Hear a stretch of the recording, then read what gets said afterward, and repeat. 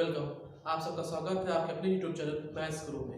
जैसा कि आप लोगों ने अपने पिछले लेक्चर में देखा था कि हम लोगों ने कोऑर्डिनेट ज्योमेट्री का इंट्रोडक्टरी पार्ट पढ़ लिया था। तो आज हम लोग उस चैप्टर का हम लोग का लास्ट पार्ट है, उसमें हम लोग सबसे पहले पढ़ेंगे कि पॉइंट्स कैसे प्लॉट किए जाते हैं, लीनियर इक्वेशन कैसे प्लॉट किया जाता है, और तीसरी सबसे इंपॉर्टेंट चीज़ डिस्टेंस फार्मूला वो कैसे निकाला जाता है। ठीक है, तो उसके हम लोग कुछ क्वेश्चंस भी लगाएंगे। तो आज का जो पहला क्वेश्चन वो है ये है कि हम लोग कैसे पॉइंट्स को प्लॉट किया जाता है।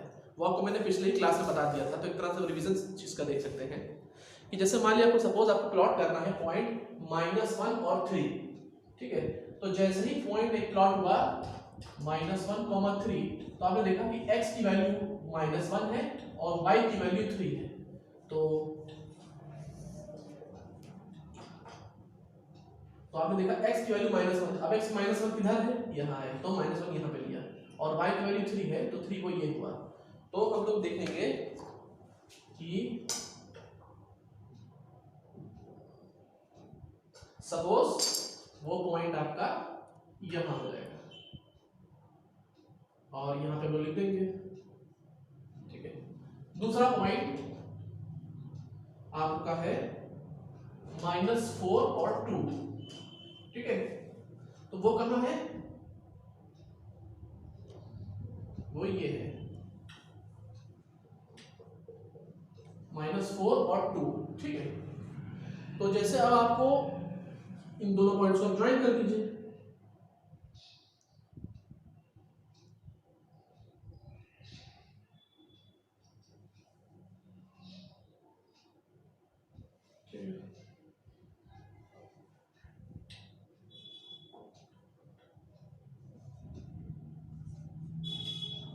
तो ये एक लाइन है PQ जिसके ऊपर दो पॉइंट्स A और B प्लॉट किए गए हैं।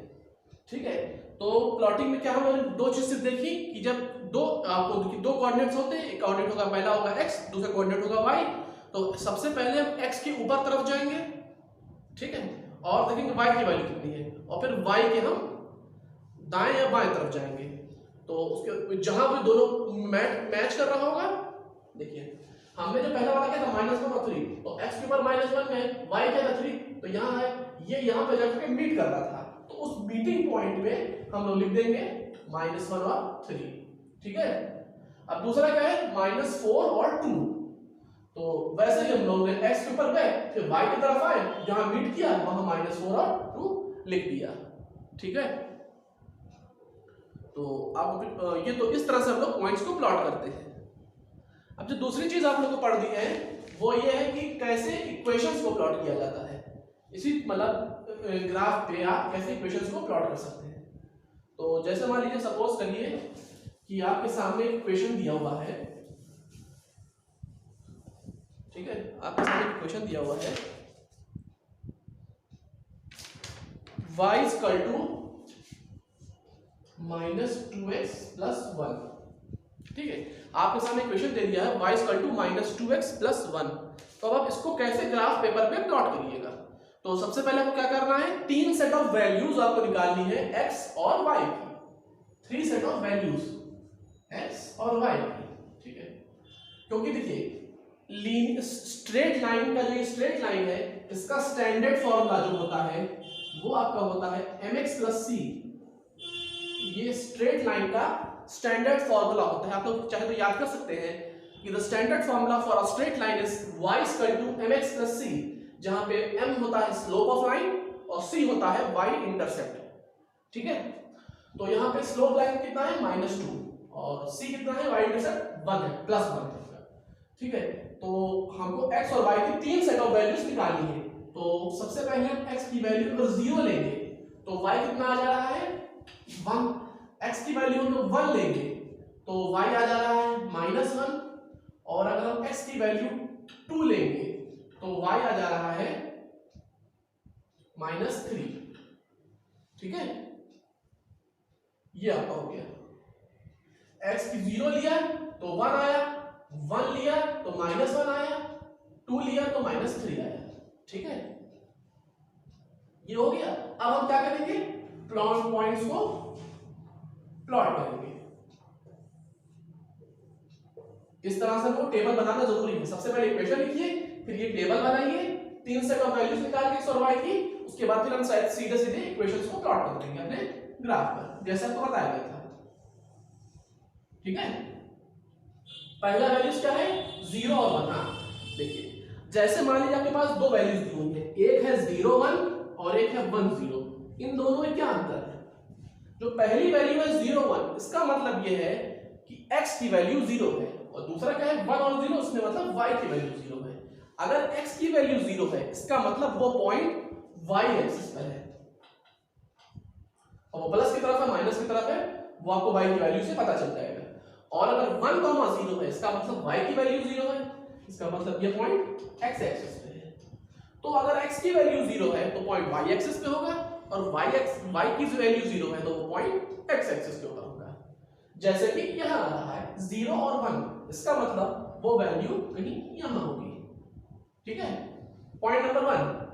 दूसरा क्या है 1 और -1, वो कहीं वैल्यू आपकी यहां होगी। पॉइंट नंबर 3 2 और -3, वो आपकी वैल्यू यहां होगी। ठीक है, तो अब हम तीनों पॉइंट्स को ज्वाइन कर देंगे। ये देखिए, तीनों पॉइंट्स को हम ज्वाइन कर देंगे और ये ज्वाइन हो भी जाएगा।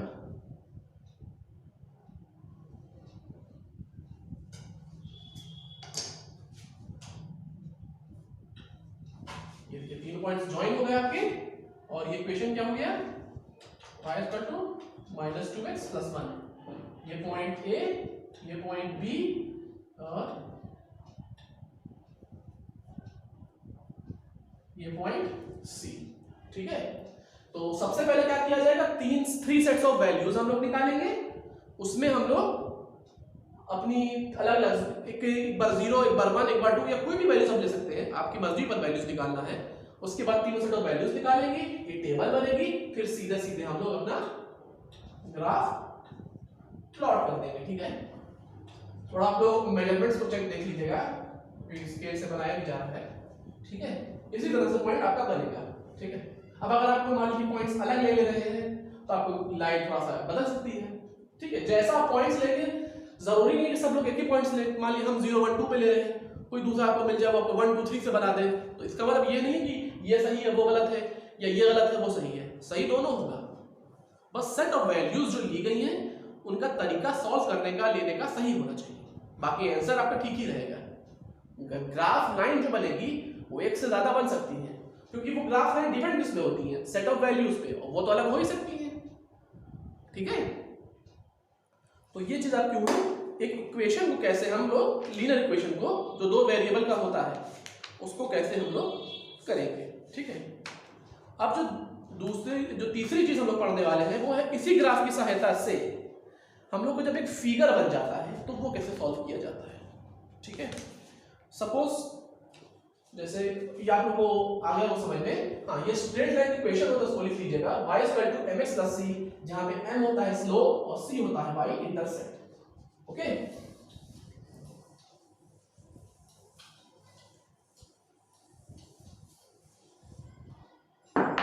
देखिए, जैसे आपने एक इक्वेशन लिया y = 4x - 5, और दूसरा इक्वेशन लिया y = 1/5 4x + 7। ठीक है, ये दो इक्वेशंस आपने ले लिए। अब इनका आपको करना क्या है, इनकी आपको पहले वो तीनों सेट ऑफ वैल्यूज निकालिए, फिर ग्राफ प्लॉट करिए। होगा क्या कि ये एक पॉइंट पर जाकर कहीं ना कहीं मैच करेंगे। ठीक है, एक्चुअली आपको वो पॉइंट ही निकालना होगा जो इस बात को साबित करेगा कि ये दोनों पॉइंट सेटिस्फाई करेंगे एक कॉमन सेट ऑफ वैल्यूज को। ठीक है, जैसे मान लीजिए सपोज करिए ये ग्राफ है। ठीक है, मान लीजिए एक लाइन ऐसे बन रही है और एक लाइन ऐसे बन रही है, तो जो ये मीटिंग पॉइंट आपका है, एक्चुअली आपको यही निकालना है। अब ये मीटिंग पॉइंट साबित क्या करेगा, ये मीटिंग पॉइंट इस बात को साबित करेगा कि यस इट इज ट्रू, ये सही है कि ये दोनों जो ग्राफ हैं इक्वेशंस के बनेंगे सेट ऑफ वैल्यूज निकालने के बाद, y = 4x - 5 और y = 1/5 ब्रैकेट में 4x + 7, ये एक पॉइंट पे जाकर के मीट करेंगे, और वो मीटिंग पॉइंट इस बात का जामिन होगा, इस बात को साबित करेगा कि एक कॉमन सेट ऑफ वैल्यूज के लिए, मतलब एक से ज्यादा वैल्यूज नहीं होंगी, सिर्फ एक वैल्यू के लिए ये दोनों लाइन मैच करेंगी और वैल्यूज को ट्रू करेंगी। यानी जैसे इस ग्राफ के लिए जब आप सॉल्व करेंगे आगे चल के, तो जो वो मीटिंग पॉइंट आने वाला है वो आएगा 2,3। अब इसको साबित करते हैं, देखिए x की वैल्यू अगर आप 2 रख दीजिए पहले वाले में, तो y की आंसर आ जा रहा है 3। दूसरे में रखिए 4 × 2 8, 8 + 7 15, 15/5 3, यानी पहले में भी 3 दूसरे में भी 3।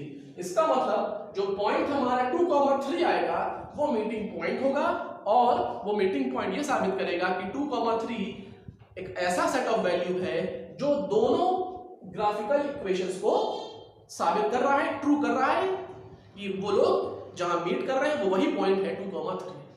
ठीक है, आया समझ में आप लोग के? अब देखिए जो लास्ट और सबसे मोस्ट इंपॉर्टेंट चीज है वो आप लोग का आता है डिस्टेंस फॉर्मूला। अब जैसे देखिए नॉर्मली आपको डिस्टेंस अगर निकालनी हो, जैसे आपसे कह दिया भैया बस्ती से गोरखपुर की डिस्टेंस बताइए, तो आपको बता देना भैया 70 या 75 किलोमीटर डिस्टेंस है, या जो भी 80 है 90 है 100 है जो भी है वो बता देंगे। लेकिन दो पॉइंट्स के बीच की डिस्टेंस निकालना पॉसिबल थोड़ा सा नहीं होगा अगर आपको फॉर्मूला ना आता हो। जैसे कि एक पॉइंट है 2,3 और दूसरा पॉइंट है 4,5। एक पॉइंट है 2,3 और दूसरा पॉइंट है 4,5। अब इसका जो फॉर्मूला आपका होता है डिस्टेंस AB का, वो होता है √ x1 - x2 का स्क्वायर प्लस y1 - y2 का स्क्वायर। ये आपका फॉर्मूला होता है। ठीक है, नोट कर दीजिए आप लोग का, ये आप लोग का डिस्टेंस फॉर्मूला होता है। ठीक है, ये आप लोग का डिस्टेंस फॉर्मूला होता है AB = x1 - x2 का होल स्क्वायर और y1 - y2 का होल स्क्वायर। जहां x1 है ये, y1 है ये, x2 है ये, y2 है ये। ठीक है।